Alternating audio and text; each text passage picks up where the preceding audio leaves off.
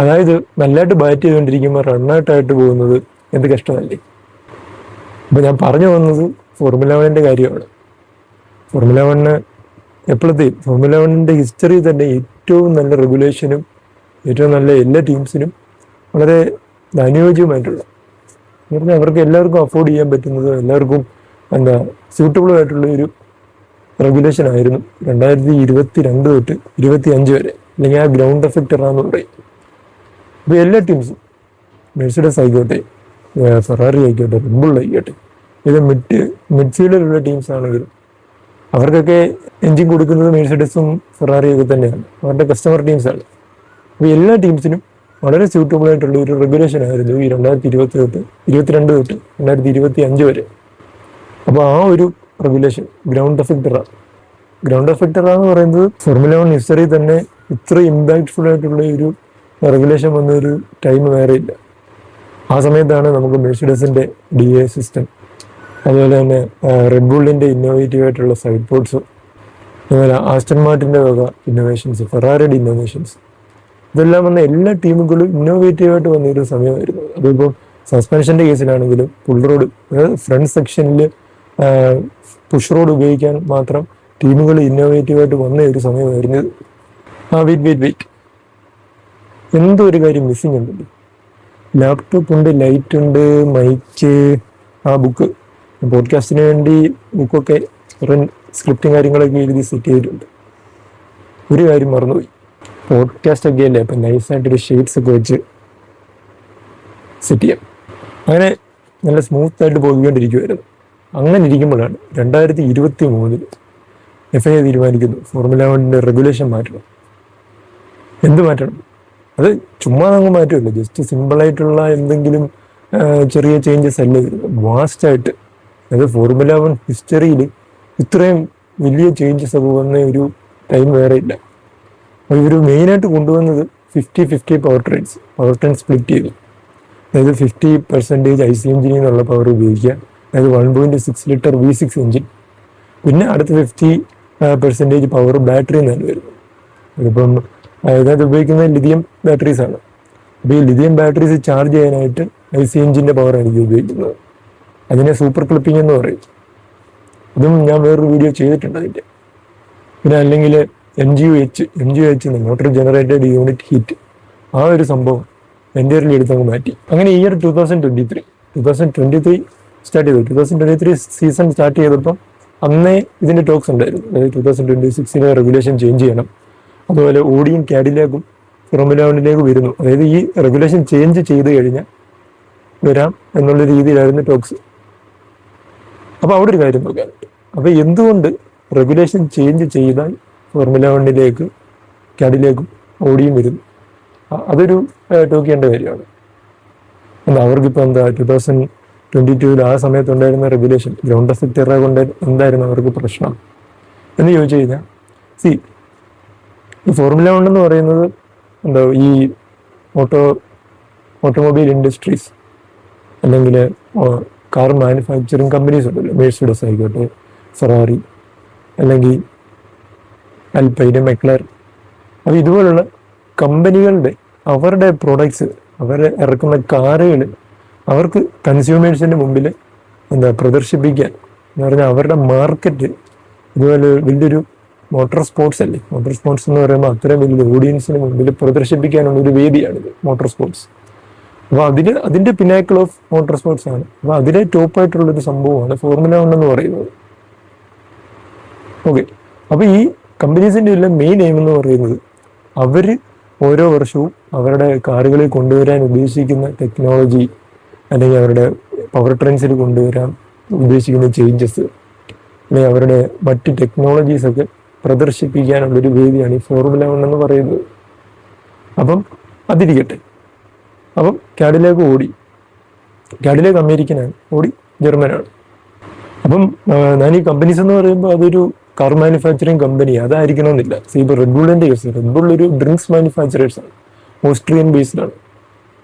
അപ്പം അവര് അവരുടെ പ്രൊഡക്റ്റ് ഡ്രിങ്ക്സ് ആണ്. ഓക്കെ, അപ്പോൾ അത് മാത്രമായിരിക്കണമല്ലോ. അത് മാത്രമല്ല, റെഡ് ബുള്ളിന് 2 ടീംസ് ഉണ്ട്, റെഡ് ബുള്ളും ഉണ്ട്, റേസിംഗ് ബുൾസും ഉണ്ട്. റേസിംഗ് ബുൾസ് പണ്ട് ടെറോ റോസ ആയിരുന്നു. അതായത് റെഡ് ബുള്ളിന്റെ ഒരു സെക്കൻഡ് ടീം പോലെയാണ്. പിയർ ഗ്യാസിലി, അതേപോലെ മാക്സ്, അതുപോലെ സെബാസ്റ്റ്യൻ വെറ്റിൽ, ഇതുപോലെയുള്ള ഡ്രൈവേഴ്സിനെയൊക്കെ റിക്രൂട്ട് ചെയ്തത് ഇവിടെ നിന്നാണ്. ഇപ്പോൾ ഉള്ള വില്യംസിലുള്ള അലക്സ് ആൽബണും കാർലോസ് സെയിൻസും ഇവരെല്ലാം ടെറോ റോസയിൽ വന്നവരാണ്. അപ്പൊ ഞാൻ പറഞ്ഞു വന്നത്, എന്തുകൊണ്ട് ഓഡിയും കാർഡിലേക്കും ഈ ഒരു റെഗുലേഷൻ മാറ്റിയാൽ ഫോർമുല 1 വരാം എന്നുള്ളൊരു കാര്യം പറഞ്ഞു എന്ന് വെച്ച് കഴിഞ്ഞാൽ, അവിടെ കാർസ് യൂസ് ചെയ്യുന്ന എൻജിൻസ്, IC എൻജിൻസ് ആ സമയത്തും 1.6 ലിറ്റർ V6 എൻജിൻ തന്നെയാണ്. പക്ഷെ അവിടുത്തെ ഒരു കാര്യം എന്താണെന്ന് വെച്ച് കഴിഞ്ഞാൽ, അവിടെ കൂടുതലായിട്ട് IC എൻജിൻ്റെ പവറായിരുന്നു പവറായിട്ട് യൂസ് ചെയ്തിരുന്നത്. കാറുകൾ റൺ ചെയ്യാൻ വേണ്ടി യൂസ് ചെയ്തിരുന്നത്. ബാറ്ററിയുടെ ഇൻവോൾവ്മെന്റ് കുറവാണ്. അതുമാത്രമല്ല, അന്ന് ഉണ്ടായിരുന്ന ബാറ്ററീസ് ചാർജ് ചെയ്യാനായിട്ട് MGU-H ഉണ്ടായിരുന്നു, MGU-K ഉണ്ടായിരുന്നു. സിമ്പിളായിട്ട് ഈ MGU-H എന്താന്ന് ഞാൻ പറയാം. MGU-H എന്ന് പറഞ്ഞാൽ motor generated unit heat. So ഇപ്പം എഞ്ചിനീയറിംഗിൽ ഒരു സബ്ജക്റ്റ് ഉണ്ട്, ഹീറ്റ് ആൻഡ് മാസ് ട്രാൻസ്ഫർ എന്നൊക്കെ പറയും. എന്ന് വെച്ച് കഴിഞ്ഞാൽ സിമ്പിളായിട്ട് ഇത്രേ ഉള്ളൂ. എന്തൊരു മെഷീനറിയും റൊട്ടേറ്റ് ചെയ്യുമ്പോൾ, അത് വർക്ക് ചെയ്യുമ്പോൾ ഹീറ്റ് ജനറേറ്റ് ചെയ്യും അല്ലേ. അപ്പോൾ നമ്മുടെ ലാപ്ടോപ്പ് കൂടുതൽ നേരം യൂസ് ചെയ്ത് കഴിഞ്ഞാൽ ഹീറ്റ് ചെയ്യും. ഫോണാണെങ്കിൽ ഹീറ്റ് ആവും. അല്ലെങ്കിൽ നമ്മൾ കാറ് ഓടിക്കുമ്പോഴത്തേന് കാറിൻ്റെ എൻജിൻ ചൂടാവും. അപ്പോൾ എന്തൊരു മെഷീനറി വർക്ക് ചെയ്യുമ്പോഴും ചൂട് ജനറേറ്റ് ചെയ്യും. അപ്പോൾ ഈ ചൂട് ജസ്റ്റ് ചെയ്യണം. ഇപ്പം എൻജിൻ റൺ ചെയ്യുമ്പോഴത്തേനും ഉണ്ടാകുന്ന ഹീറ്റ് എന്തിൻ്റെ ആയിരിക്കും? ഈ ഇപ്പോൾ ഫ്യൂവല് സിലിണ്ടർ ചേമ്പറിൽ ഉണ്ടാകുന്ന ഹീറ്റാണ്. ഈ ഉണ്ടാകുന്ന ഹീറ്റാണ് എൻജിൻ്റെ ഹീറ്റായിട്ട് നമ്മൾ ഈ ഹുഡ് തുറക്കുമ്പോൾ, അല്ലെങ്കിൽ ആ ഒരു ഹുഡ് തൊടുമ്പോൾ നമുക്ക് ഹീറ്റ് അനുഭവപ്പെടത്തില്ലേ. അപ്പോൾ അതൊരു ടൈപ്പ് ഓഫ് ഹീറ്റാണ്. അപ്പോൾ ഈ MGU-H എന്താ ചെയ്യുന്നതെന്ന് ചോദിച്ചു കഴിഞ്ഞാൽ, ഈ ഫോർമുല 1 കാർസിൽ യൂസ് ചെയ്യുന്ന എൻജിൻസ് ഹൈലി സോഫിസ്റ്റിക്കേറ്റഡ് ആണ്. എന്ന് പറഞ്ഞാൽ വേറെ തന്നെ ഒരു രീതിയിൽ ഡിസൈൻ ചെയ്യുന്നതാണ്. അല്ലെങ്കിൽ ആ ഒരു മോട്ടോർ സ്പോർട്സ് റേസിംഗ് പർപ്പസിന് വേണ്ടി ട്യൂൺ ചെയ്യുന്ന എൻജിൻസാണ്. നമ്മുടെ റോഡ് ലീഗൽ കാർസിനൊന്നും അത് യൂസ് ചെയ്യാൻ പോലും പറ്റത്തില്ല. അപ്പോൾ ഈ എൻജിനിലുണ്ടാകുന്ന ഹീറ്റിനെ അവർ എനർജിയായിട്ട് കൺവേർട്ട് ചെയ്യുകയാണ് ചെയ്യുന്നത്. ആ കൺവേർട്ട് ചെയ്യുന്ന എനർജിയെ ബാറ്ററിയിൽ സ്റ്റോർ ചെയ്ത് വെച്ചിട്ട് വീണ്ടും ബാറ്ററി ഡിപ്ലോയ്മെൻറ്റിൽ ബാറ്ററീസ് പവറായിട്ട് യൂസ് ചെയ്യും. അതുപോലെ തന്നെ MGU-K, motor generated unit kinetic. അപ്പം ഞാൻ ആ ഹീറ്റിൻ്റെ കേസിൽ പറഞ്ഞ അതേ സെയിം കാര്യമാണ് ഇവിടെ ഹീറ്റ് അല്ലേ, പക്ഷെ കൈനറ്റിക് എനർജി ആയിരിക്കും. കൈനറ്റിക് എനർജി എവിടെ നിന്നുണ്ടാവും?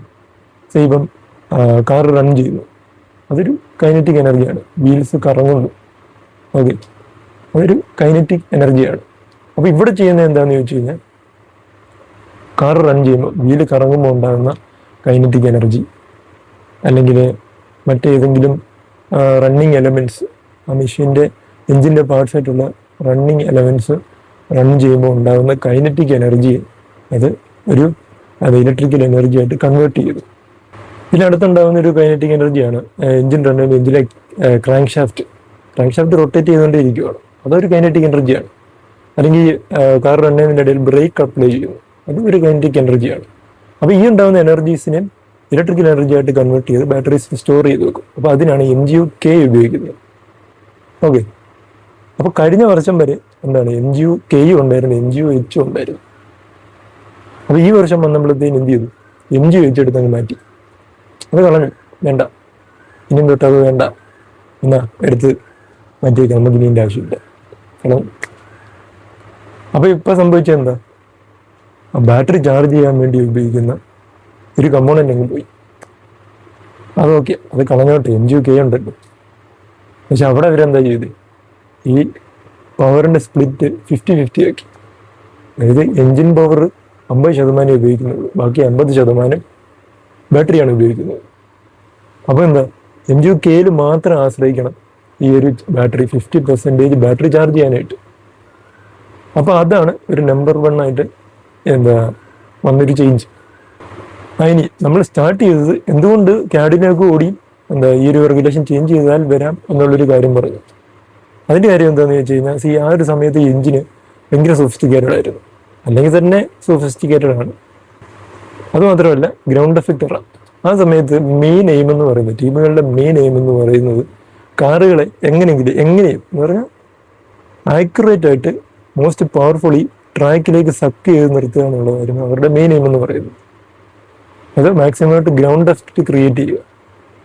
അപ്പോൾ അതിനായിട്ട് അവർ എന്താ ഡെവലപ്പ് ചെയ്തെടുത്ത മെക്കാനിസം ഒക്കെ എന്ന് പറഞ്ഞാൽ അബ്സല്യൂട്ട് എഞ്ചിനീയറിംഗ് ആണ്.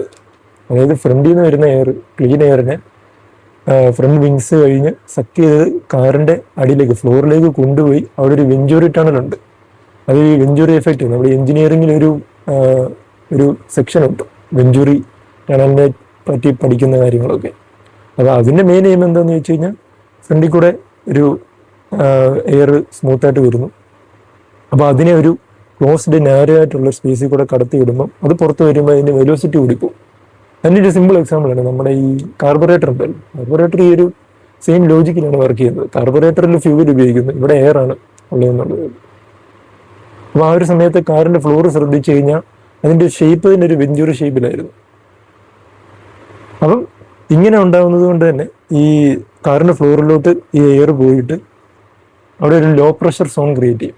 അപ്പോൾ പ്രഷർ കുറഞ്ഞാൽ എന്താ, ആ ഒരു സ്ഥലത്തേക്കായിരിക്കും കൂടുതൽ ഒരു ഒബ്ജക്റ്റ് ഇരിക്കുക അല്ലേ. അപ്പം കാറിൻ്റെ ഫ്ലോറിൽ പ്രഷർ കുറവായിരിക്കും, മുകളിൽ കാറിൻ്റെ മുകളിൽ പ്രഷർ കൂടുതലായിരിക്കും. അപ്പോൾ ഒബ്ജക്ട്സ് എന്താ പ്രഷർ കുറവുള്ളിടത്തോട്ടല്ലേ നിൽക്കുകയുള്ളൂ. അപ്പോൾ അതുപോലെ അവർ ഒരു ഗ്രൗണ്ട് എഫക്റ്റ് ക്രിയേറ്റ് ചെയ്തെടുത്തു. അത് ഒരു അബ്സല്യൂട്ട് എഞ്ചിനീയറിംഗ് ആണ്. പിന്നെ ആ ഒരു ഗ്രൗണ്ട് ഫോഴ്സിൻ്റെ അല്ലെങ്കിൽ ആ ഒരു സക്ഷൻ്റെ പവർ കൂട്ടാനായിട്ട് പുറയിൽ വിങ്സിൻ്റെ താഴെ ഡിഫ്യൂസേഴ്സ് ഉപയോഗിച്ചു.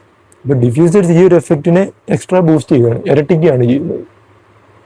അപ്പോൾ അങ്ങനെ ചെയ്യുന്നത് കൊണ്ട് തന്നെ ആ ഒരു എഞ്ചിനും അതിനനുസരിച്ചിട്ടായിരിക്കും ട്യൂൺ ചെയ്യുന്നത്. മനസ്സിലായി? അതായത് ഗ്രൗണ്ട് എഫക്റ്റ് ചെയ്യാനായിട്ട് കാറിനെ ഫുള്ളും ഡിസൈൻ ചെയ്തെടുക്കുന്നത് അതുപോലെയാണ്.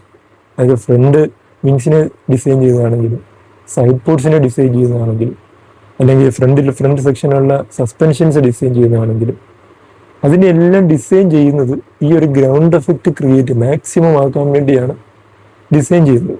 അപ്പോൾ അതുകൊണ്ട് സിഗ്നിഫിക്കൻ്റ്ലി എഞ്ചിനെ അതിനനുസരിച്ച് ട്യൂൺ ചെയ്തെടുക്കേണ്ടതായിട്ട് വരും. എഞ്ചിനും അതിൻ്റെ ബന്ധപ്പെട്ടിട്ടുള്ള പവർ യൂണിറ്റ് എൻറ്റയർലി അതിനനുസരിച്ചിട്ട് ട്യൂൺ ചെയ്തെടുക്കേണ്ടി വരും. അപ്പോൾ അത് ഈ കാഡിലാക്കിനും ഓടിക്കും അത് വലിയൊരു ചലഞ്ചായിരുന്നു. മീൻസ് അവരിപ്പം പുതിയതായിട്ട് ഫോർമുല 1 വരുന്നതേ ഉള്ളൂ. അപ്പോൾ വരുമ്പം തന്നെ ഇത്ര ഹൈലി സോഫിസ്റ്റിക്കേറ്റഡ് ആയിട്ടുള്ള ഒരു എൻജിൻ സ്പെക്കും എയറോഡൈനാമിക് സ്പെക്കും കൊടുത്തു കഴിഞ്ഞാൽ അവർക്കത് ബുദ്ധിമുട്ടാണ്, അവർക്കത് കോപ്പപ്പ് ചെയ്ത് വരാനായിട്ട് ബുദ്ധിമുട്ടാണ്. അങ്ങനത്തെ ഓടി എന്ന് പറയുന്ന ഒരു ജയൻ്റാണ്. നമുക്കറിയാം, നമ്മളിപ്പം ഏതൊരു കൊച്ചു കുട്ടിയുടെ അടുത്ത് അവൻ്റെ ഫേവറേറ്റ് കാർ എന്താണെന്ന് ചോദിച്ചു കഴിഞ്ഞാൽ അതിനകത്ത് മെഴ്സിഡീസ് വരും, BMW വരും, ഓടിയും പറയും അവൻ. അപ്പം അത്രയും വലിയൊരു മൾട്ടി ബില്യൺ ഒരു കമ്പനിയാണല്ലോ ഓടി. അപ്പോൾ അവർ ആദ്യമായിട്ട് ഫോർമുല 1 വരുമ്പം അവർക്ക് ഇത്രയും ഭയങ്കര സോഫിസ്റ്റിക്കേറ്റഡ് കോംപ്ലിക്കേറ്റഡ് ആയിട്ടുള്ള സ്പെസിഫിക്കേഷനൊക്കെ കൊടുത്തു കഴിഞ്ഞാൽ അവർക്ക് അതൊരു തിരിച്ചടിയായിരിക്കും. അഥവാ അവരിപ്പോൾ അത് വെച്ച് വന്നു കഴിഞ്ഞാലും അവർക്ക് ആ ഒരു റേസിന് നല്ലോട്ട് പെർഫോം ചെയ്താൽ കഴിഞ്ഞില്ലെങ്കിൽ അവരുടെ മാർക്കറ്റിങ്ങിനെ തന്നെയാണ് അത് ബാധിക്കുന്നത്. അപ്പോൾ അതുകൊണ്ടാണ് അവരത് മാറ്റാനുള്ള ഒരു നിബന്ധന വെച്ചത്. അതുപോലെ തന്നെ കാഡിലാക്ക് അമേരിക്കൻ ജയൻ്റാണ്. നമ്മൾ ജനറൽ മോട്ടോഴ്സ് ഈ ഷെവർലെറ്റ് ജനറൽ മോട്ടോഴ്സ് ക്രിസ്ലർ ഇതെല്ലാം വരുന്ന ഒരു വലിയൊരു ഗ്രൂപ്പാണ് ഈ ജനറൽ മോട്ടോഴ്സ് എന്ന് പറയും. അപ്പോൾ ജനറൽ മോട്ടോഴ്സിലെ ഒരു കമ്പനിയാണ് ഈ കാഡിലാക്ക്. അപ്പോൾ കാഡിലാക്ക് അറിയാം, നമ്മുടെ ഈ അമേരിക്കൻ നമ്മുടെ ഹോളിവുഡ് മറ്റേ മാഫിയ സിനിമാസ് ഒക്കെ കാണുകയാണെങ്കിൽ മറ്റേ ബ്ലാക്ക് XUVs ഉണ്ടല്ലോ, അതൊക്കെ കാഡിലാക്കാണ്. അതുപോലെ വലിയൊരു മാർക്കറ്റ് തന്നെയുണ്ട് അമേരിക്ക, ലാറ്റിൻ അമേരിക്കൻ, യൂറോപ്പിലൊക്കെ മാർക്കറ്റുള്ള ഒരു കമ്പനിയാണ് കാഡിലാക്ക്. അപ്പോൾ അവരും ഇതേപോലെ തന്നെ ഫോർമുല 1 വരുമ്പോൾ അവർക്കും ഫേസ് ചെയ്തൊരു പ്രശ്നമാണത്. പക്ഷെ ഇതിൽ എനിക്ക് ചിന്തിക്കാൻ എനിക്ക് തോന്നിയൊരു കാര്യം എന്താണെന്ന് വെച്ച് കഴിഞ്ഞാൽ ഓടി അവർ തന്നെ അവരുടെ എഞ്ചിനാണ് ഉപയോഗിക്കുന്നത്. ഓടിയുടെ എഞ്ചിൻ തന്നെയാണ് അവർ ഫോർമുല 1 യൂസ് ചെയ്യുന്നത്. പക്ഷെ കാഡിലാക്ക് ഈ വർഷമാണ് വന്നത്, 2026 വന്നു, 27, 28 വരെ അവർ ഫെറാറിയുടെ എഞ്ചിനാണ് ഉപയോഗിക്കുന്നത്. ഫെറാറിയുടെ എഞ്ചിനും ഗിയർ ബോക്സാണ് ഉപയോഗിക്കുന്നത്. അപ്പോൾ അവർക്ക് ഈ ഒരു റെഗുലേഷൻ ചേഞ്ച് ചെയ്യണമെന്ന് അവർ പറഞ്ഞത് എനിക്ക് മനസ്സിലാവുന്നില്ല. അപ്പോൾ അതാണ് ഇതിനകത്തുള്ളൊരു കളികൾ. അതായത് ഒരു വലിയൊരു ജയൻറ്റ്, ഒരു ഓട്ടോമോട്ടീവ് ജയൻസ് 2 പേര് ഫോർമുല 1 വരുമ്പം അവർ അവരുടെ റെഗുലേഷൻസ് ചേഞ്ച് ചെയ്യണം. അതായത് powerful people makes places powerful എന്ന് പറയുന്നില്ലേ, ആ ഒരു കോൺസെപ്റ്റ്. അതുമായിട്ടൊരു ബന്ധവുമില്ല. ആയില്ല. പക്ഷെ ആ ഒരു കോൺസെപ്റ്റ് മനസ്സിലായില്ലേ? അതുപോലെ അതായത് റൊണാൾഡോ സൗദിയിൽ നമ്മുടെ അൽ നസറിലേക്ക് വന്നപ്പോഴത്തേന് അവിടെ ആ ഒരു കുറെ റൂൾസും കാര്യങ്ങളൊക്കെ ചേഞ്ച് ചെയ്തു. ആ സമയത്താണ് തോന്നുന്നു വുമൻസിന് കാറ് ഡ്രൈവ് ചെയ്യാം, അങ്ങനെ കുറെ റൂളൊക്കെ കൊണ്ടുവന്നില്ലേ എന്ന് പറയുന്ന പോലെ ഇവർ വന്നപ്പോഴത്തേന് ഫോർമുല 1 അവരുടെ റെഗുലേഷൻ തന്നെ ചേഞ്ച് ചെയ്തു. അത് മാസീവായിട്ട് തന്നെ ചേഞ്ച് ചെയ്തു. ഇനി അപ്പൊ ഈ റെഗുലേഷൻ ചേഞ്ച് ചെയ്യാൻ വേണ്ടി FIA ഇവരോട് ചർച്ച ചെയ്യുമ്പോൾ അപ്പം നമ്മൾ വിചാരിക്കും ഈ മെഴ്സിഡസും റെഡ് ബുള്ളും മെക്ലാരനും ഫെറാറിയും ഒക്കെ എന്ത് ചെയ്യുകയായിരുന്നു, അവർക്ക് ഇതിനെപ്പറ്റി ഒന്നും പറയാനില്ലായിരുന്നു. അതൊന്നും പറ്റത്തില്ല, പെട്ടെന്ന് ഇങ്ങനെ ചേഞ്ച് ചെയ്ത് കഴിഞ്ഞാൽ ഇതുപോലെ വലിയൊരു ചേഞ്ച് കൊണ്ടുവന്നു കഴിഞ്ഞാൽ ഞങ്ങൾക്കത് അക്സെപ്റ്റ് ചെയ്യാൻ പറ്റത്തില്ല എന്ന് പറഞ്ഞില്ലേ. ഇവർ ഈ പുതിയ റെഗുലേഷൻ കൊണ്ടുവന്നത് ഈ ടീംസിന്റെ എല്ലാം ആളുകളെ വിളിച്ചിരുത്തിയാണ്. ഇവരെല്ലാം ഒരു വട്ടമേശ സമ്മേളനം പോലും ഒന്ന് ചർച്ച ചെയ്തിട്ടാണ് പുതിയ റെഗുലേഷൻസ് ഒക്കെ കൊണ്ടുവന്നത്. അപ്പൊ ഉറപ്പായിട്ടും അവരവരുടെ കാര്യങ്ങൾ പറഞ്ഞിട്ടുണ്ടായിരിക്കും. ഓക്കെ, അപ്പോൾ ഫോർമുല 1 ഇപ്പം 11 ടീംസ് ഉണ്ട്. ഈ 11 ടീംസും അവരുടെ സ്വന്തമായിട്ട് എൻജിൻ മാനുഫാക്ചർ ചെയ്യുന്നില്ല. മനസ്സിലായോ? അതായത് ഇപ്പം അൽപൈൻ ഫോർമുല 1 ടീം, അല്ലെങ്കിൽ വില്യംസ്, അതുപോലെ കാഡിലാക്ക്, അല്ലെങ്കിൽ ഹാസ് ഫോർമുല 1 ടീം, ഇവരൊന്നും സ്വയമായിട്ട് എൻജിൻ മാനുഫാക്ചർ ചെയ്യുന്നില്ല. ഇവരെല്ലാം മെഴ്സിഡസിന്റെ അല്ലെങ്കിൽ ഫെറാറിയുടെ കസ്റ്റമർ ടീംസ് ആണ്. എന്ന് വെച്ച് കഴിഞ്ഞാൽ അവരാണ് ഇവർക്ക് എൻജിൻ കൊടുക്കുന്നത്. ഇവരുടെ കമ്പനി മെഴ്സിഡസ് ആണെങ്കിൽ മെഴ്സിഡസ് AMG പെട്രോണാസ്, അവര് മെഴ്സിഡസിന്റെ ഈ മോട്ടോർ സ്പോർട്സിന്റെ ഒരു വിങ്ങാണ് ഈ AMG പെട്രോണാസ് എന്ന് പറയുന്നത്. അപ്പൊ അവരാണ് ഈ മെക്ലാരനും വില്യംസിനും അൽപൈനും എൻജിൻ മാനുഫാക്ചർ ചെയ്ത് കൊടുക്കുന്നത്. അതുപോലെ തന്നെ ഫെറാറിയാണ് ഇപ്പം കാഡിലാക്കിനും ഹാസ് ഫോർമുല 1 ടീമിനും എൻജിൻ മാനുഫാക്ചർ ചെയ്ത് കൊടുക്കുന്നത്. ഓക്കെ, അപ്പം ഈ ഒരു പുതിയ ന്യൂ റെഗുലേഷൻ ചേഞ്ച് ചെയ്യുമ്പോഴത്തേന് ഈ ഉറപ്പായിട്ടും മെഴ്സിഡസിന്റെയും ഫെറാറിയുടെയും ഈ മെയിനായിട്ടുള്ള എൻജിൻ മാനുഫാക്ചറേഴ്സ്, ഇപ്പം പുതിയതായിട്ട് റെഡ് ബുൾ പവർ ട്രെയിൻസ്, ഇവരുടെ എല്ലാം ഡെലിഗേറ്റ്സിനെ വിളിച്ചിട്ടായിരിക്കും ചർച്ച ചെയ്യുന്നത്. ചർച്ച ചെയ്തിട്ടാണ് പുതിയ റെഗുലേഷൻസ് കൊണ്ടുവരുന്നത്. അപ്പം 2026 റെഗുലേഷൻ കൊണ്ടുവരാനായിട്ട് മെയിനായിട്ടുണ്ടായിരുന്ന കുറച്ച് പേരാണ്. അവരുടെ പേര് ഞാൻ പറയാം. നിക്കോളാസ് ടൊംബാസിസ്, അയാളെന്ന് പറയുന്നത് ടെക്നിക്കൽ ഡയറക്ടറാണ്. FIAയുടെ ഫോർമുല 1 അല്ല, FIAയുടെ ടെക്നിക്കൽ ഡയറക്ടറാണ്.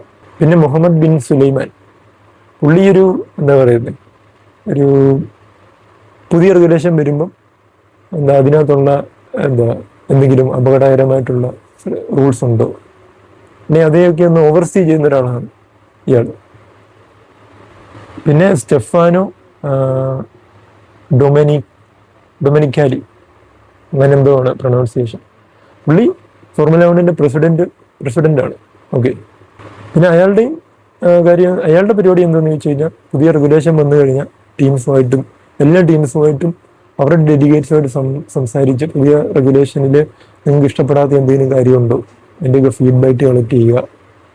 എന്നിട്ട് എന്തെങ്കിലും ചേഞ്ച് കൊണ്ടുവരണമെങ്കിൽ സംസാരിക്കുക. ഇതൊക്കെയാണ് ഇയാൾ ചെയ്യുന്നത്. പിന്നെ നമ്മുടെ മെയിനായിട്ടുള്ള എൻജിൻ മാനുഫാക്ചറേഴ്സ് മെഴ്സിഡസ്, ഫെറാറി, ഇവരുടെ ഡെലിഗേറ്റ്സും ഈ ഒരു ഡിസ്കഷനിൽ വന്നിട്ടുണ്ട്. അതങ്ങനെയാണ്. ഇപ്പം മേജറായിട്ട് എന്ത് ചേഞ്ച് വരുന്നുണ്ടെങ്കിലും ഈ ഡിസ്കഷൻ നടക്കും. എക്സാമ്പിൾ ഈ ഏപ്രിൽ റേസൊന്നും നടക്കുന്നില്ലല്ലോ വാറ് കാരണം.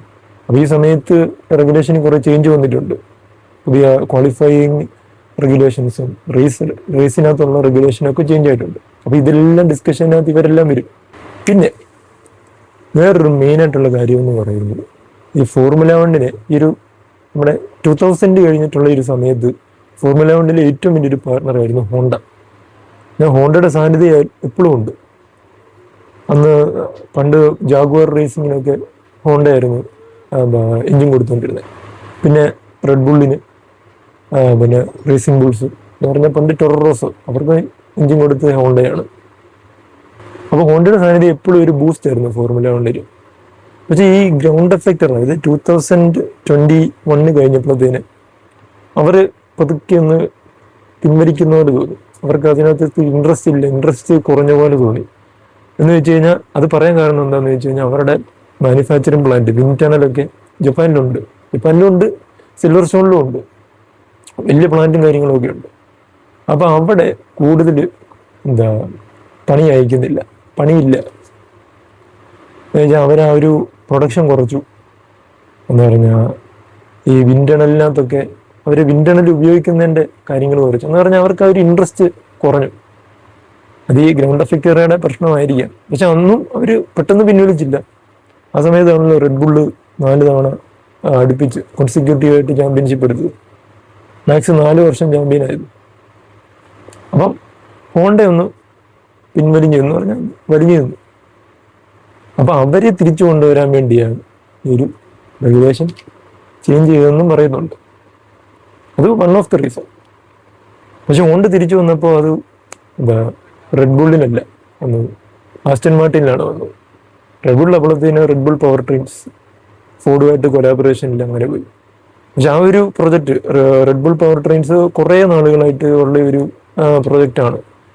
ക്രിസ്റ്റ്യൻ ഹോണർ, നമ്മുടെ അഡ്രിയൻ ന്യൂവി, ഹെൽമറ്റ് മാർക്കോ, അതുപോലെയുള്ള പഴയ എഞ്ചിനീയേഴ്സ്, റെഡ് ബുള്ളിൻ്റെ എഞ്ചിനീയേഴ്സ് ആ സമയത്തെന്ന് പറഞ്ഞാൽ ബെസ്റ്റാണ്. മെഴ്സിഡസിനെ കാളും ബെസ്റ്റായിട്ടുള്ള എഞ്ചിനീയേഴ്സ് ഉണ്ടായിരുന്നൊരു സമയം ഉണ്ടായിരുന്നു റെഡ് ബുള്ളിന്. അപ്പോൾ ആ സമയത്ത് അവർ സ്റ്റാർട്ട് ചെയ്തൊരു പ്രൊജക്റ്റാണ് റെഡ് ബുൾ പവർ ട്രെയിൻസ്.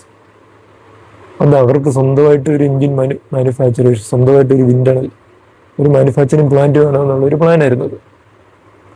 പക്ഷെ ആ ഒരു പവർ ട്രെയിൻസ് അവർ കൊണ്ടുവന്നപ്പോഴത്തേന് ഭയങ്കര ഒരു അടിയായിപ്പോയി. റെഗുലേഷനും ചേഞ്ച് ചെയ്തു. ക്രിസ്റ്റ്യൻ ഹോണർ, അഡ്രിയാൻ ന്യൂവി, നമ്മുടെ ഹെൽമറ്റ് മാർക്ക്, ഇവർ മൂന്നും മെയിനായിട്ട് നിന്ന 3 പില്ലേഴ്സ് ഒരു ടീം വിട്ടുപോയി. എന്താ കുറേ ഇന്റേണലി കുറേ പ്രശ്നങ്ങൾ നടക്കുന്നുണ്ട്. അപ്പോൾ അതവരുടെ കാര്യം. ഹോണ്ട, അപ്പോൾ ഹോണ്ടയെ തിരിച്ചു കൊണ്ടുവരാൻ വേണ്ടിയാണ് ഇങ്ങനൊരു ചേഞ്ച് കൊണ്ടുവന്നത് എന്നും പറയുന്നുണ്ട്. വൺ ഓഫ് ദ റീസൺ ആയിട്ട് പറയുന്നുണ്ട്. പക്ഷേ ഹോണ്ട 2026 തിരിച്ചു വന്നത് ആസ്റ്റൺ മാർട്ടിൻ്റെ കൂടെയാണ്. ആസ്റ്റൺ മാർട്ടിൻ 2025 വരെ മെഴ്സിഡസിൻ്റെ കസ്റ്റമറായിരുന്നു. മെഴ്സിഡസിൻ്റെ എൻജിൻസും ഗിയർ ബോക്സും ഒക്കെയാണ് ഉപയോഗിച്ചുകൊണ്ടിരുന്നത്. പക്ഷെ അവർ ഈ വർഷമായപ്പോഴത്തേന് കംപ്ലീറ്റ് ഒന്നും അടിച്ചു പണിയുമല്ല. കാരണം നേരത്തെ ഹോണ്ടയിലുണ്ടായിരുന്ന കുറേ എഞ്ചിനീയേഴ്സിനെ അവർ കൊണ്ടുവന്നു. എന്ന് പറഞ്ഞാൽ ഹൈ ഇൻവെസ്റ്റ്മെൻറ്റ് അവർ വിൻഡണലിലും അതുപോലെ പുതിയ പ്ലാന്റ് ഉണ്ടാക്കി, അതുപോലെ പുതിയ ടെക്നോളജീസ് ഡെവലപ്പ് ചെയ്തെടുത്തു, വിൻഡണൽ ഡെവലപ്പ് ചെയ്തെടുത്തു, അഡ്രിയൻ ന്യൂവിയെ ടീമിൽ കൊണ്ടുവന്നു. അപ്പോൾ അങ്ങനെ അവർ കംപ്ലീറ്റ് ഒന്ന് അഴിച്ചു പണിതു. അപ്പോൾ അതിൻ്റെ ഭാഗമായിട്ട് ഹോണ്ടയിൽ അവർ ഓൺ ബോർഡ് കൊണ്ടുവന്നു.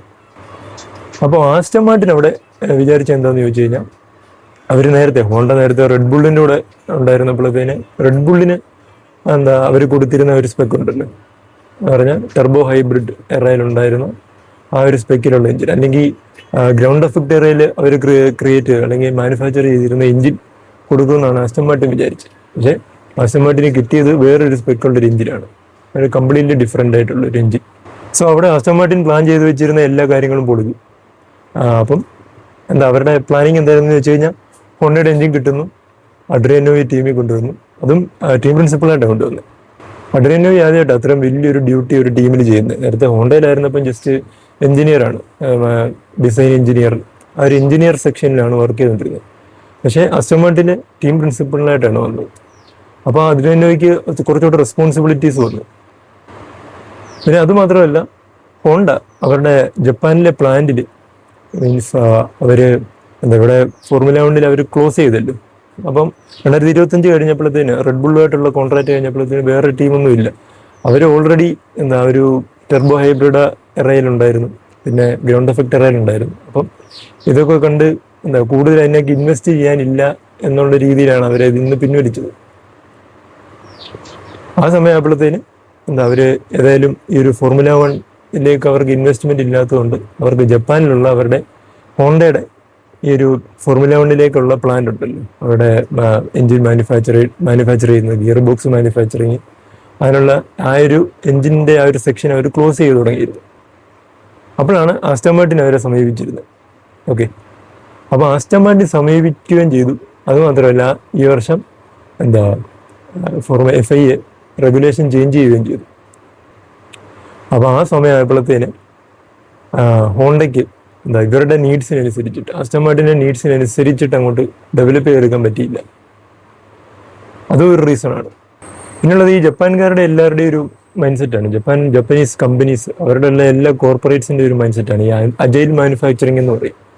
ആ സംഭവം എന്താണെന്ന് ചോദിച്ചു കഴിഞ്ഞാൽ ഒരു ഒരു സംഭവം പ്രൊഡ്യൂസ് ചെയ്യാനായിട്ട് അതിന് വേണ്ട raw materials correct quantity, approximate അല്ല, കറക്റ്റ് ക്വാണ്ടിറ്റി, പ്രിസൈസ് ക്വാണ്ടിറ്റി മാത്രമേ യൂസ് ചെയ്തുള്ളൂ. അവർ എക്സസ് ആയിട്ടൊന്നും യൂസ് ചെയ്തില്ല. കാരണം എന്താ, വേസ്റ്റ് കുറയ്ക്കാനായിട്ട്. അപ്പോൾ ആ ഒരു രീതിയിലാണ് ഈ ജാപ്പനീസ് കോർപ്പറേറ്റ്സ്, ഈ കമ്പനീസ് മുഴുവൻ വർക്ക് ചെയ്തത്. അപ്പോൾ അവർക്ക് ഈ ഒരു ഫോർമുല 1 അവർ ഇത്ര വർഷം ഉണ്ടായിരുന്നു. ഇത്രയും ഗെയിം തന്നെ റെഡ് ബുള്ളിൻ്റെ കൂടെ നിന്നിട്ട് 4 വേൾഡ് ചാമ്പ്യൻഷിപ്പ്, കൺസ്ട്രക്ടേഴ്സ് ചാമ്പ്യൻഷിപ്പ് ഒക്കെ കിട്ടിയിട്ടുണ്ട്. അപ്പോൾ അത് മാത്രമല്ല, ഈ ഒരു 25 ഈ ഗ്രൗണ്ട് എഫക്റ്ററെ ആ ഒരു സമയമായപ്പോഴത്തേന് മിക്ക ഇൻവെസ്റ്റേഴ്സും ഫോർമുല 1 ഇൻവെസ്റ്റ്മെന്റ് കുറയ്ക്കുന്നുണ്ടായിരുന്നു. എല്ലാ ടീമുകൾക്കും അത് അഫക്റ്റ് ചെയ്യുന്നുണ്ടായിരുന്നു. അപ്പോൾ ആ ഒരു ടൈം ആയപ്പോഴത്തേന് ഹോണ്ട പിൻവലിച്ചത് അതുകൊണ്ടാണ്. അപ്പോൾ അതുകൊണ്ട് വീണ്ടും ഈ ഫോർമുല 1 ഇവർക്ക് ഇൻവെസ്റ്റേഴ്സ് കുറയുന്നത് കൊണ്ട് അപ്പോൾ അവരെന്ത് ചെയ്തു, പിൻവലിച്ചു. അപ്പം ഈ ഹോണ്ട, അത് ജപ്പനീസ് കമ്പനീസ് എല്ലാം ഓൾറെഡി ഇതുപോലത്തെ ഒരു ടൈപ്പ് ഓഫ് മാനുഫാക്ചറിങ് ആണ് അവരുടെ. എന്നുവെച്ചാൽ അവർ ആവശ്യമില്ലാത്തൊരു കാര്യത്തിലേക്ക് എക്സസീവായിട്ട് പ്രൊഡക്ഷൻ കൊടുക്കത്തില്ല. അപ്പോൾ ആ കാരണം കൊണ്ട് അവർ ഈ 2025 റെഡ് ബുള്ളായിട്ടുള്ള കോൺട്രാക്ട് കഴിഞ്ഞപ്പം തന്നെ അവർ അവരുടെ ഫോർമുല 1 വിങ് അവർ ക്ലോസ് ചെയ്തു. അതൊരു കാരണമാണ്.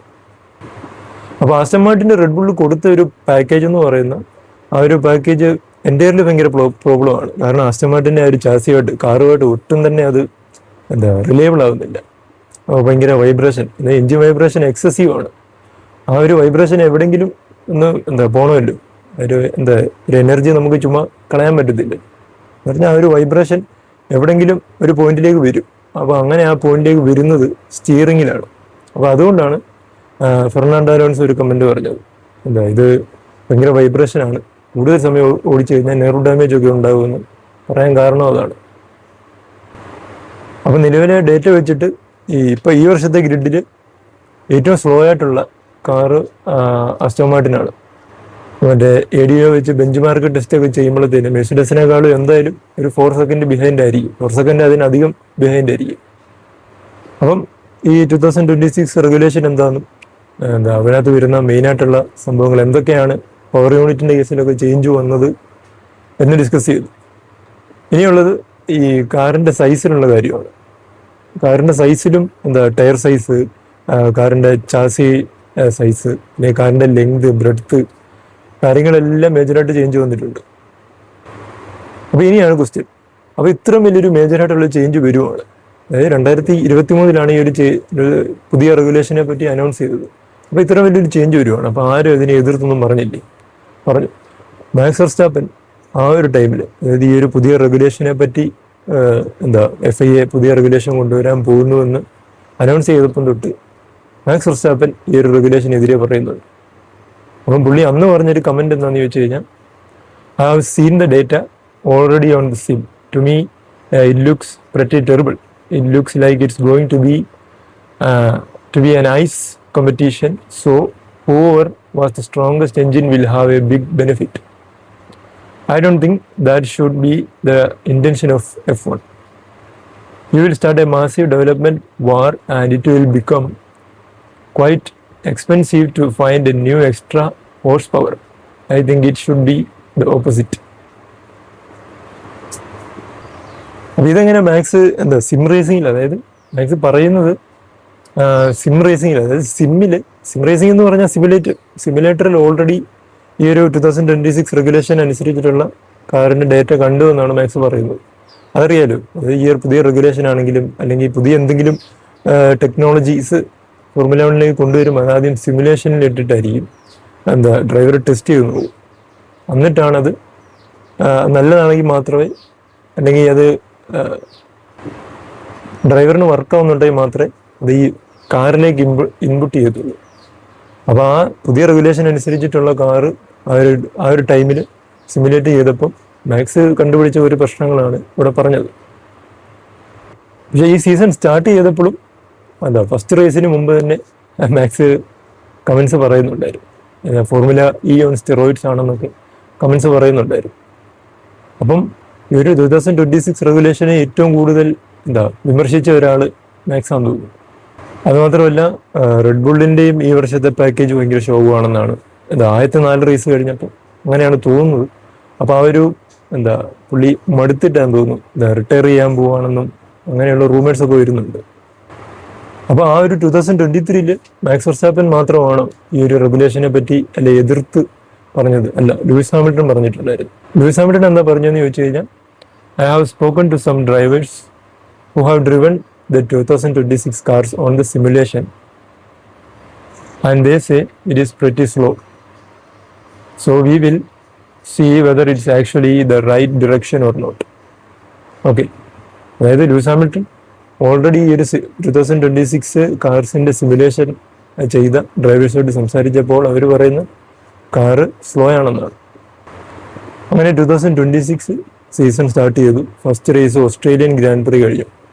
ഫസ്റ്റ് റേസ് കഴിഞ്ഞപ്പം തന്നെ എല്ലാ ഡ്രൈവേഴ്സും ഒരു പുതിയ റെഗുലേഷൻ അനുസരിച്ചിട്ടുള്ള കാറിനെ പറ്റി ഓൾമോസ്റ്റ് ഓൾ ഡ്രൈവേഴ്സ് ക്രിട്ടിസൈസ് ചെയ്തു പറഞ്ഞു. അപ്പം ഫസ്റ്റ് നമ്മുടെ നിലവിലെ വേൾഡ് ചാമ്പ്യൻ ലാൻഡോ നോറിസ്, പുള്ളിയുടെ കമൻറ്റ് എന്താണെന്ന് ചോദിച്ചു കഴിഞ്ഞാൽ, we are going from the best to the worst and the race is a chaos, it's feel artificial. Okay, അതായത് ഞാൻ പറഞ്ഞില്ല, ആദ്യം തന്നെ പറഞ്ഞ അതാണ്, നല്ലതായിട്ട് ബാറ്റ് ചെയ്തുകൊണ്ടിരിക്കുമ്പോൾ റണ്ണൗട്ടായി പോകും. അത് ഗ്രൗണ്ട് എഫക്റ്റ് ഏരിയയിൽ അടിപൊളിയായിട്ട് വന്നൊരു സ്പോർട്ടായിരുന്നു അത്. ഇതിനെയാണ് പുതിയൊരു റെഗുലേഷൻ കൊണ്ടുവന്ന് ഡൗൺഫോൾ ആയത്. മാക്സ് പറഞ്ഞത് ഓൾറെഡി ഭയങ്കര ചർച്ചയായിട്ടുള്ള കാര്യമാണ്, ഫോർമുല ഇ ഓൺ സ്റ്റെറോയിഡ്സ് എന്നുള്ളത്. പിന്നെ ജോർജ് റസലിന്റെ കമന്റ് എന്തായിരുന്നു എന്ന് ചോദിച്ചു കഴിഞ്ഞാൽ, now drivers are perfectly happy and every one said it was amazing car, so you can't have it all. പുള്ളി ഇച്ചിരി അനുകൂലമായിട്ട് പറയുന്ന പോലെയാണ്. അതങ്ങനെ വരുള്ളൂ. മെഴ്സിഡസ് അങ്ങനെയാണ്. മെഴ്സിഡസ് ആദ്യം തന്നെ, അതായത് കഴിഞ്ഞ വർഷം ഡിസംബറിൽ തന്നെ ഒരു ലൂപ്പ് ഹോൾ കണ്ടുപിടിച്ചിട്ടുണ്ടായിരുന്നു, അതായത് ഈ എഞ്ചിന്റെ കംപ്രഷൻ റേഷ്യോയിൽ. അപ്പോൾ ആ ഒരു സമയം തൊട്ട് മെഴ്സിഡസിന്റെ കിമി ആണെങ്കിലും ജോർജ് ആണെങ്കിലും ഒരു പോസിറ്റീവ് മൈൻഡ് സെറ്റിലായിരുന്നു ഉണ്ടായിരുന്നു.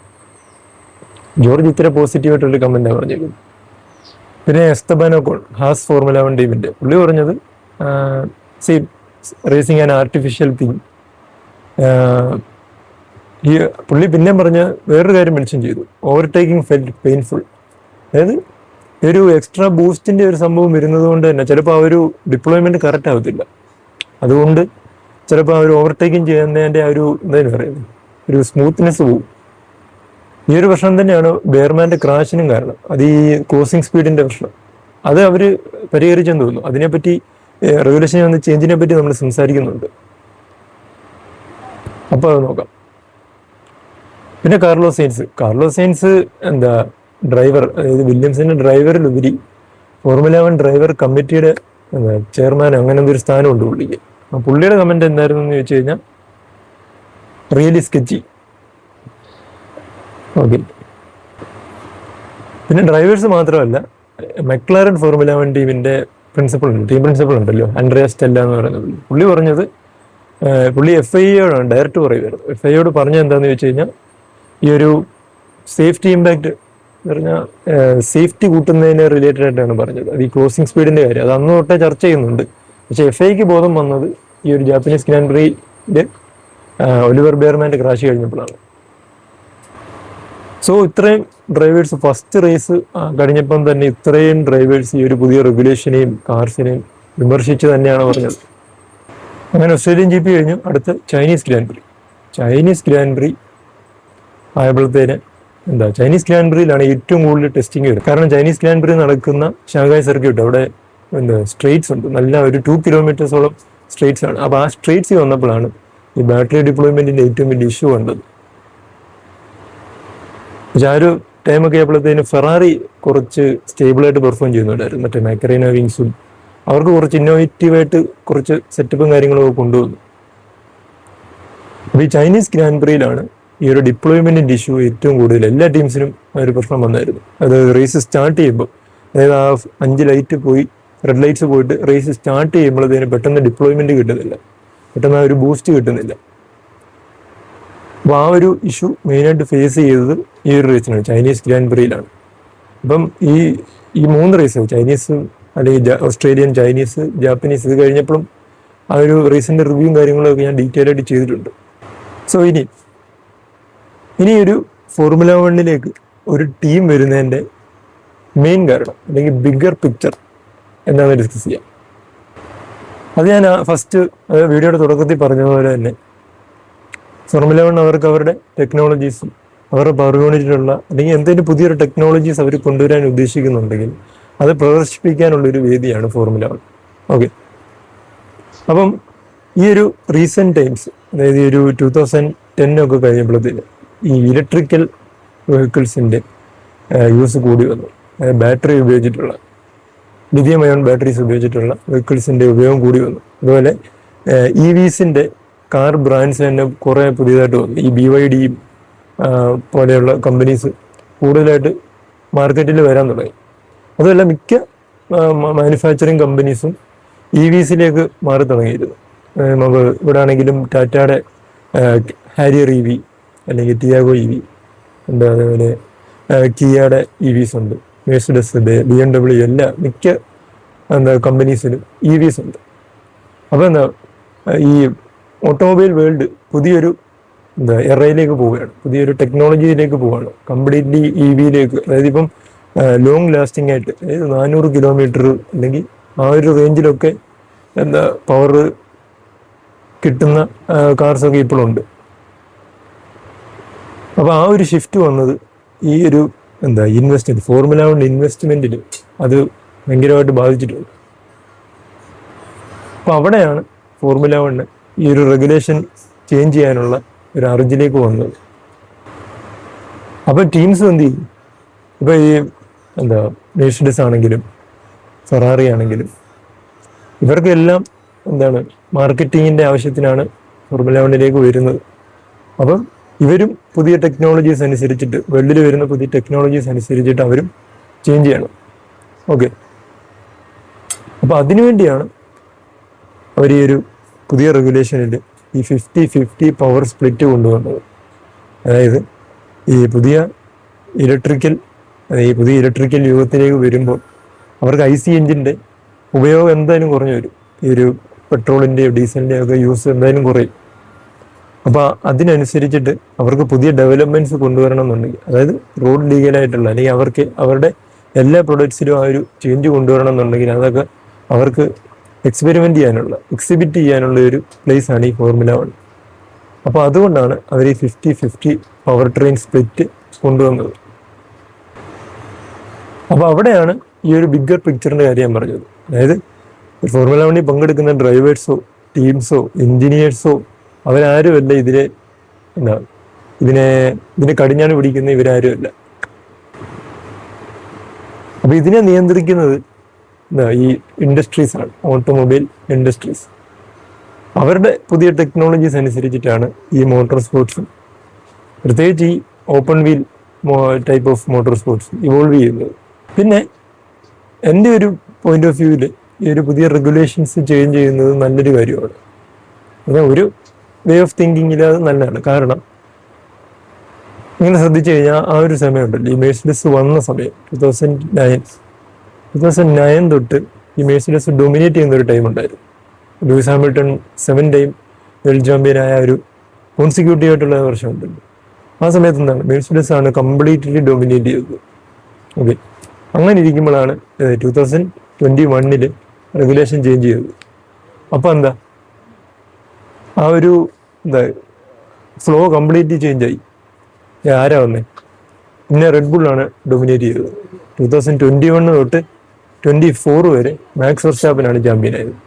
അതായത് റെഡ് ബുള്ളാണ് ആ ഒരു ഉള്ള 5 വർഷം ഡൊമിനേറ്റ് ചെയ്തത്. അതുകൊണ്ടാണ് വീണ്ടും ഈ 2025 വീണ്ടും റെഗുലേഷൻ ചേഞ്ച് ചെയ്തു. ഇത് മനസ്സിലായി? അതായത് ഒരേ റെഗുലേഷനിൽ തന്നെ പോയിക്കൊണ്ടിരുന്നു കഴിഞ്ഞാൽ ഒരേ ടീംസ് തന്നെ, ഒരേ ഡ്രൈവേഴ്സ് തന്നെ വിൻ ചെയ്തുകൊണ്ടേയിരിക്കും. അപ്പം അതുകൊണ്ട് ഈ ഒരു സിസ്റ്റം ഒന്ന് റീബൂട്ട് ചെയ്യുന്ന പോലെ, റീസൈക്കിൾ ചെയ്യുന്നത് പോലെ അതൊരു നല്ലൊരു കാര്യമാണ്. ഇനി ഈ വർഷത്തെ പുതിയ റെഗുലേഷൻ അനുസരിച്ചുള്ള കാറുകളിൽ ഉള്ള മെയിൻ ഒരു പ്രശ്നം എന്താണെന്ന് ചോദിച്ചു കഴിഞ്ഞാൽ 50-50 പവർ സ്പ്ലിറ്റ് തന്നെയാണ്. അപ്പോൾ അത് ഞാൻ ആദ്യം പറഞ്ഞു, MGH-ൻ്റെ കേസ് ഉണ്ടല്ലോ, അതല്ലാതെ ഈ സൂപ്പർ ക്ലിപ്പിംഗ് എന്ന് പറഞ്ഞൊരു പരിപാടിയുണ്ട്. എന്താണെന്ന് വെച്ച് കഴിഞ്ഞാൽ എഞ്ചിൻ റൺ ചെയ്യുന്നതനുസരിച്ച് IC എഞ്ചിന്റെ പവർ ഉപയോഗിച്ചിട്ട് തന്നെ ബാറ്ററി ചാർജ് ചെയ്യും. ഇതിനാണ് ഈ സൂപ്പർ ക്ലിപ്പിംഗ് എന്ന് പറയുന്നത്. അപ്പോൾ ഈ സൂപ്പർ ക്ലിപ്പിങ്ങിന്റെ നിലവിലെ, അതായത് ഇപ്പൊ റെഗുലേഷൻ ചേഞ്ച് ചെയ്തിട്ടുണ്ട്. അതായത് ഈ Australian GP, Chinese GP, Japanese GP. അപ്പൊ ഈ 3 റേസ് നടന്നപ്പോഴത്തേന് അതിന്റെ ആ ഒരു ബാറ്ററി ഹാർവെസ്റ്റിംഗ് അല്ലെങ്കിൽ ആ ഒരു സൂപ്പർ ക്ലിപ്പിങ്ങിന്റെ ഹാർവെസ്റ്റിംഗ് ക്വാണ്ടിറ്റി എന്ന് പറയുന്നത്, അതിന്റെ ആ ഒരു പവർ എന്ന് പറയുന്നത് 8 മെഗാജൂൾസ് ആയിരുന്നു. ഓക്കെ, അത് ചേഞ്ച് ചെയ്ത് 7 മെഗാജൂൾസ് ആയിട്ടുണ്ട്. പിന്നെ ഈ സൂപ്പർ ക്ലിപ്പിങ്ങിന്റെ പവർ, അതായത് എത്രമാത്രം വേഗത്തിൽ ഈ ബാറ്ററി ചാർജ് ചെയ്യുന്നു എന്നുള്ളത്, നേരത്തെ അത് ഒരു 150 ആ ഒരു സംതിങ് മാത്രം, 150 കിലോ ജൂൾസ് മാത്രമൊക്കെയാണ് ഉണ്ടായിരുന്നത്. അതായത് ചാർജിങ്ങിന്റെ സ്പീഡിനാണ് ഉദ്ദേശിക്കുന്നത്. അത് ഞാൻ മറ്റേ ചാർജറിന്റെ കേസ് പറഞ്ഞ പോലെ അത് ചേഞ്ച് ചെയ്ത് 350 ആക്കി. അപ്പം പെട്ടെന്ന് എന്ത് ചെയ്യും, ബാറ്ററി റീചാർജ് ആവും. പിന്നെ ആ ഒരു റെഗുലേഷൻ ഉണ്ടായിരുന്ന പ്രശ്നം എന്താണെന്ന് ചോദിച്ചു കഴിഞ്ഞാൽ, സൂപ്പർ ക്ലിപ്പിംഗ് ആവുന്നതിന്റെ റീചാർജ് ലിമിറ്റ് എന്ന് പറയുന്നത് 8 മെഗാജൂൾസ് ആയിരുന്നു. അപ്പോൾ അതെന്താണെന്ന് ചോദിച്ചു കഴിഞ്ഞാൽ, ഈ ബാറ്ററി റീചാർജ് ആയിട്ട്, അതായത് നമുക്കറിയാലോ ഒരു ബാറ്ററിയും ഫുള്ള് റീചാർജ് ആകത്തുമില്ല, ഫുള്ള് ഡിപ്ലോയ് ആയത് തീർന്നു പോകുമില്ല. അപ്പം റേസിനിടയിൽ കാറിൽ സ്ട്രേറ്റ്സ് വരുമ്പോൾ ഡിപ്ലോയ്ഡ്, അതായത് ബാറ്ററി ഉപയോഗിക്കുകയാണ്, ബൂസ്റ്റ് ചെയ്യുവാണ്. സ്ട്രേറ്റ്സ് വന്നത് അടുത്തൊരു കോർണറിൽ വരുമ്പോൾ എന്താണ്, വീണ്ടും റീചാർജ് ചെയ്യും. സൂപ്പർ ക്ലിപ്പിങ് അല്ലെങ്കിൽ മറ്റേ NGK ഉപയോഗിച്ച് റീചാർജ് ചെയ്യും. റീചാർജ് ചെയ്യുമ്പോഴത്തേന് ബാറ്ററിയെ ഒരു 99% വരെയൊക്കെ ചാർജ് ആവും. അത് കഴിഞ്ഞ് വീണ്ടും ഒരു സ്ട്രേറ്റ് അല്ല, വീണ്ടും നമുക്ക് ബാറ്ററി ഡിപ്ലോയ് ചെയ്യാൻ പറ്റുന്ന, അല്ലെങ്കിൽ ഓവർടേക്ക് ചെയ്യുന്നു. അപ്പോൾ എന്തായിരുന്നു, വീണ്ടും ഡിപ്ലോയ് ചെയ്യുന്നു. അത് കഴിഞ്ഞ് വീണ്ടും റീചാർജ് ചെയ്യുമല്ലോ. അപ്പം ഇതിന്റെ ആ ഒരു ഡിഫറൻസ് ആണ്. അതായത് ഒരിക്കൽ ബാറ്ററി ഡ്രെയിൻ ചെയ്തു, വീണ്ടും റീചാർജ് ചെയ്തു, വീണ്ടും ഡ്രെയിൻ ചെയ്ത് വീണ്ടും റീചാർജ് ചെയ്യുന്നതിന്റെ ആ ഒരു ഡിഫറൻസ് ഉണ്ടല്ലോ, അതിനെയാണ് ഇവിടെ ഉദ്ദേശിക്കുന്നത്. അതായത് റീചാർജ് ലിമിറ്റ് എന്ന് ഉദ്ദേശിക്കുന്നത്. അത് 8 മെഗാജൂൾസിൽ നിന്ന് 7 മെഗാജൂൾസ് ആക്കി.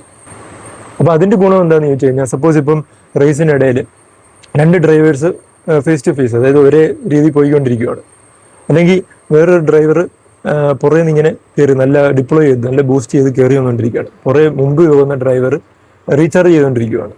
അപ്പം ഈ ഒരു സമയത്ത് ഈ നല്ല സ്പീഡ് വരുന്ന ഡ്രൈവറിന് ഈ ഒരു ഫ്രണ്ടിൽ പോകുന്ന ഡ്രൈവറിന്റെ അടുത്ത് വരുമ്പോൾ ഒരു ആയം ഉണ്ടായിരിക്കും. അതിനെക്കുറിച്ച് ഞാൻ ഡിസ്കസ് ചെയ്തായിരുന്നു ബെയർമാൻ്റെ ക്രാഷിന്റെ സമയത്ത്.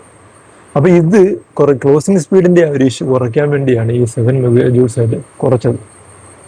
അപ്പൊ ഇത് ചെയ്ത് കഴിഞ്ഞാൽ ഈ ഒരു ബാറ്ററിന്റെ റീചാർജും ഡിസ്ചാർജും റേറ്റ് കൺട്രോൾ ചെയ്യാൻ പറ്റും, അല്ലെങ്കിൽ അതൊന്ന് റെഗുലേറ്റ് ചെയ്യാൻ പറ്റും. അപ്പൊ ഇത്തരം കാര്യങ്ങളാണ് ഈ ഒരു റെഗുലേഷനിൽ.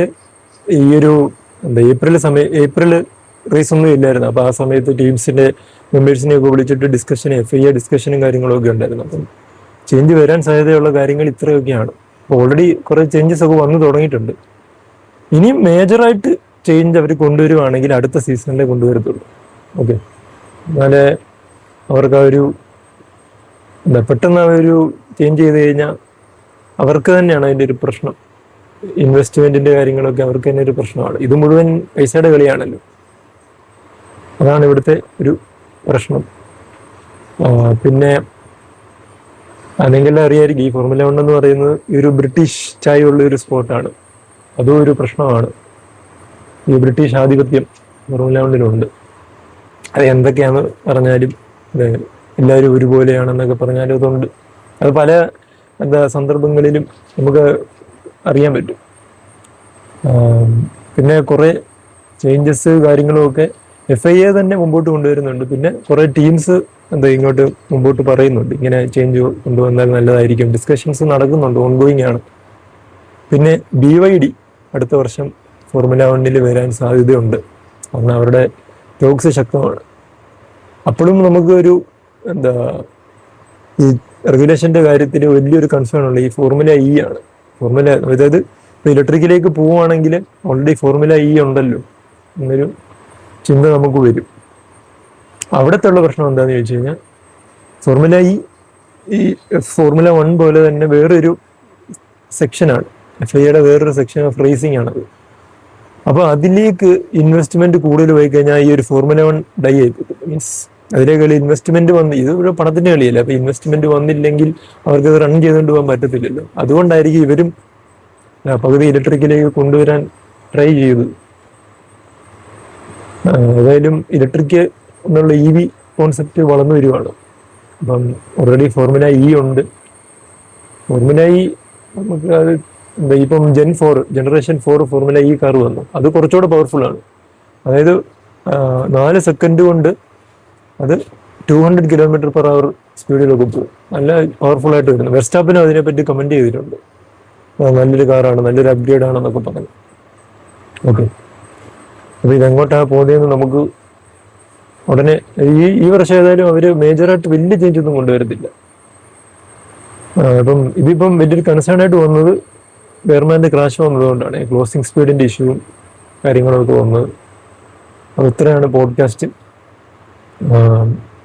പറയാൻ എന്തെങ്കിലും വിട്ടുപോയിട്ടുണ്ടോ എന്ന് അറിയത്തില്ല. അപ്പൊ എന്തെങ്കിലും ഉണ്ടെങ്കിൽ നിങ്ങളൊന്ന് കമന്റ് ചെയ്യണം.